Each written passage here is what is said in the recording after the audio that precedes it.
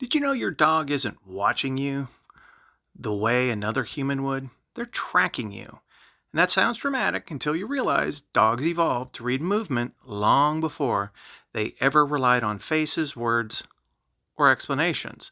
So when you stand up, shift your weight, change your breathing, or even lean slightly towards the door, your dog brain, it lights up and starts running probability calculations like a fuzzy little air traffic controller. Because to a dog, movement equals meaning. In the wild, this kind of tracking keeps packs coordinated and alive. It helped them know who was moving, who was hunting, and who needed backup. And in your house, that ancient system, well, never shuts off.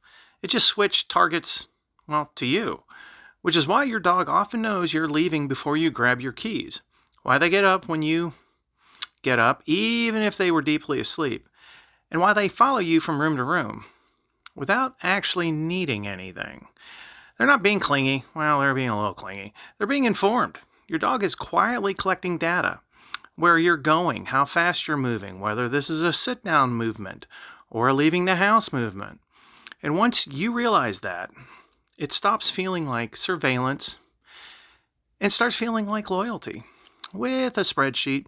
And if you think this is accidental, it isn't. Studies show dogs are especially tuned to human posture and gait changes, even more than facial expressions, which means to your dog you are the most important moving pattern in the environment. And then there's Piper, Piper, who's taken his ancient survival skill and applied it, well, exclusively to food. Because she doesn't track me when I grab my jacket or my phone, but the moment I stand up differently and angle even slightly towards the kitchen, she literally appears out of nowhere like a furry silent ninja, already seated, politely, and already convinced this was her idea all along.